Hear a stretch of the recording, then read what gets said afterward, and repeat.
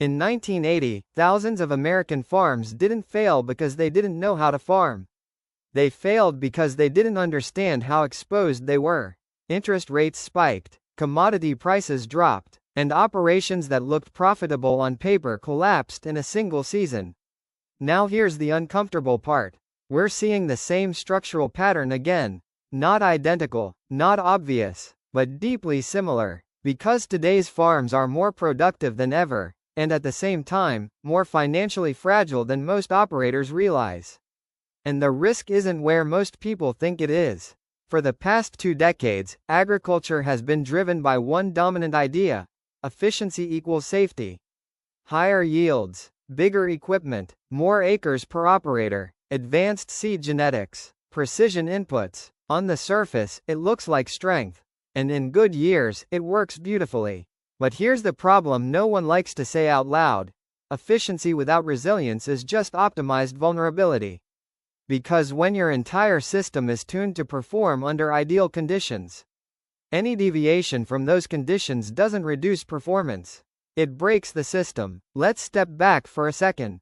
Farming used to be constrained by physical limitations, limited equipment, lower yields, slower expansion. That naturally forced a kind of built-in risk control. Today, those constraints are gone. You can farm thousands of acres with a small team. You can push yield potential higher than ever before. You can finance inputs, equipment, land, all at scale. And that's exactly where the problem starts. Because scale amplifies everything. It amplifies profit in good years. And it amplifies mistakes in bad ones. Most farms today are not failing because of one catastrophic mistake. They're failing because of accumulated exposure. Exposure to input cost volatility. Exposure to weather variability. Exposure to debt structures built on optimistic yield assumptions. And most importantly, exposure to uniform decision-making in a non-uniform system. That last one is the most dangerous, and the least understood. Because it doesn't feel like risk. It feels like efficiency. Let's talk about what's actually happening in the field. Take a 500-acre operation. On paper, it's one field, one crop, one management plan, but in reality, that field might contain 8, 10, even 12 distinct soil environments. Different textures, different organic matter levels, different water retention capacity, different yield ceilings. And yet, most operations still manage that entire field as if it were one uniform system. Same fertilizer rate, same seeding rate, same expectations. That's not just inefficient, it's financially dangerous. Because when you apply a single strategy across a variable system, you guarantee that part of your operation is always underperforming, and another part is quietly losing money. Every season, most operators don't see it. Because the losses are hidden inside the averages. And averages are one of the most expensive illusions in modern agriculture. In the next section, we're going to break down exactly how this hidden inefficiency turns into real financial loss. And why the farms that look the strongest on the surface are often the most exposed underneath. Let's take that 500-acre field we just talked about. Multiple soil zones, different yield potentials, different nutrient needs. Now here's the question most operators never ask. What happens when you apply the same input strategy across all of it? Not theoretically, financially. Let's start with nitrogen, one of the most expensive and most critical inputs in modern farming. Across multiple field studies in the U.S. Midwest, operations using uniform nitrogen application were losing between 30% and 60% of that nitrogen. Not underperforming, losing. That nitrogen never reached the crop in a usable form. It leached below the root zone. It volatilized into the atmosphere. Or it sat in soil conditions where plants couldn't access it efficiently. Now translate that into money. At current input prices, that's roughly $150 to $300 per acre. Disappearing every season. On a 500-acre farm, that's not a minor inefficiency. That's $75,000 to $150,000 in hidden loss per year. And here's the part that makes it worse. Most operators never see it. Because it doesn't show up as a line item labeled waste. It gets buried inside average yield numbers. Inside blended input costs. Inside end of season financial summaries that look acceptable. Averages are comforting. They simplify reality. They make complex systems feel manageable. But in agriculture, averages hide variability. And variability is where profit is made, or lost. When you average yield across an entire field, you erase the underperforming zones. You mask the overinvestment in low-return areas. And you convince yourself the system is working, when in reality, parts of your field are subsidizing other parts. Now layer that inefficiency over multiple seasons. Year 1, small loss. Year 2, input costs increase, loss grows. Year 3, weather variability hits, margins tighten. By the time a bad year arrives, drought, flood, late frost. You're not starting from a stable position. You're starting from accumulated inefficiency. And that's when a bad season doesn't hurt. It breaks the operation. This is where the conversation usually gets misunderstood. People frame this as an environmental issue. Nitrogen loss, soil health, sustainability, and those things matter. But for the operator sitting in the cab, this is a financial engineering problem. You are investing capital into inputs that are not generating return at scale, repeatedly. So the real question becomes, if the problem is hidden variability, how do you actually see it? Not guess, not estimate, measure it, because once you can see the variability, you can start managing it. And that's where the farms that survive long-term separate themselves from the ones that don't. If the core problem is variability, then the first step is simple. You need to see it. Not assume it's there, not rely on experience alone. Actually measure it, because here's the reality. Most farmers already know their fields aren't uniform. They've seen the low spots. They've noticed areas that dry out faster. They know where yields tend to drop. But intuition is not precision. And intuition doesn't scale across hundreds or thousands of acres. This is where most operations get stuck. They know variability exists, but they don't have a system to quantify it. And if you can't measure it, you can't manage it. The first system that changes that is soil electrical conductivity mapping. EC mapping. At its core, EC mapping is a way to scan your field and measure how soil conducts electrical current. That might sound abstract, but in practice, it tells you something extremely concrete. How your soil varies across the field. Different soil types conduct electricity differently. Higher clay content, higher moisture, higher salinity, higher conductivity. Sandy soils, dry zones, lower organic matter, lower conductivity. When you pull an EC sensor across your field, you're not just collecting data, you're building a high-resolution map of how your soil actually behaves. And here's where it gets interesting. Because once that map is generated, patterns start to appear immediately. Areas that consistently hold more moisture. Zones that drain too fast. Sections with higher productivity potential. And zones that will never respond to high input levels, no matter how much you invest. That last one is where most of the hidden loss lives. Because without this map, you treat those low potential zones the same as your best ground. You apply the same fertilizer rates. You plant the same population. You expect the same outcome. And season after season, those zones quietly absorb capital, without delivering return. EC mapping exposes that. Clearly, visually, and in a way that can actually be used for decision-making. Now let's talk about cost. Because that's usually the first objection. A full field EC mapping pass typically costs between $4 and $8 per acre. One pass, one season, and the data you get? It remains relevant for 8 to 10 years. Because soil structure doesn't change overnight. So this is not an annual expense. It's a long-term investment in understanding your field. Now compare that to the losses we talked about earlier. $150 to $300 per acre in wasted nitrogen. Every single season. You don't need a complex ROI model to see the gap. You're spending a few dollars per acre to identify where you're losing hundreds. And yet, most farms still don't do it. Not because the technology is unavailable. Not because it's unproven, but because it doesn't fit the traditional mindset of uniform management.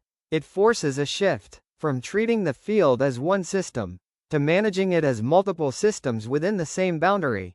And that shift is uncomfortable, because it requires changing how decisions are made. But here's the reality: the farms that make that shift are the ones that stop guessing. They stop relying on averages. They stop over-investing in the wrong areas.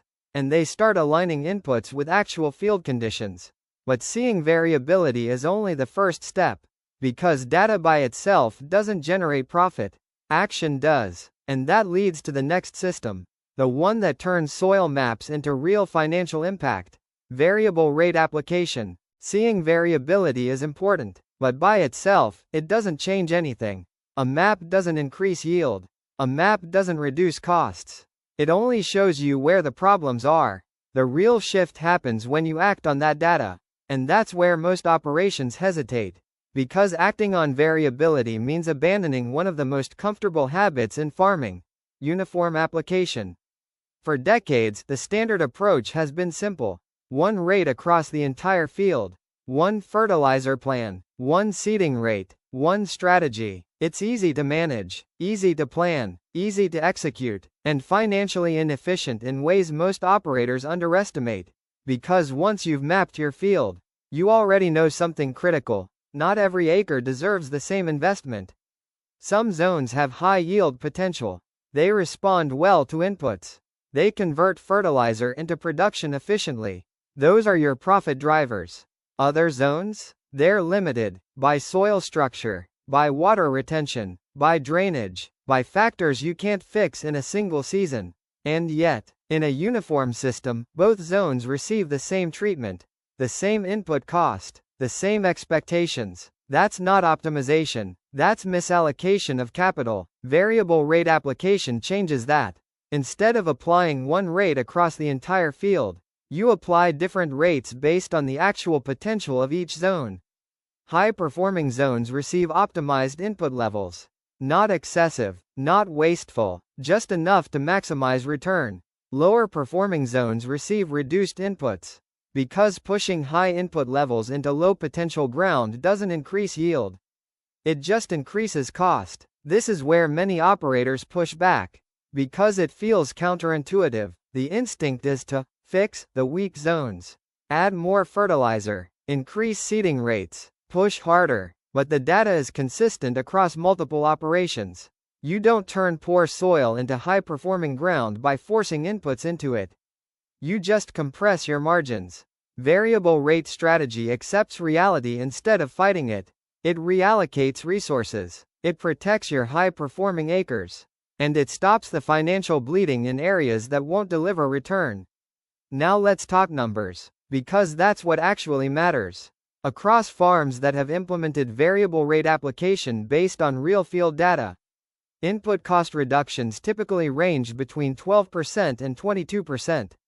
Not by cutting corners, not by reducing overall productivity, but by eliminating waste. And here's the key detail: those reductions happen without sacrificing yield in high-performing zones.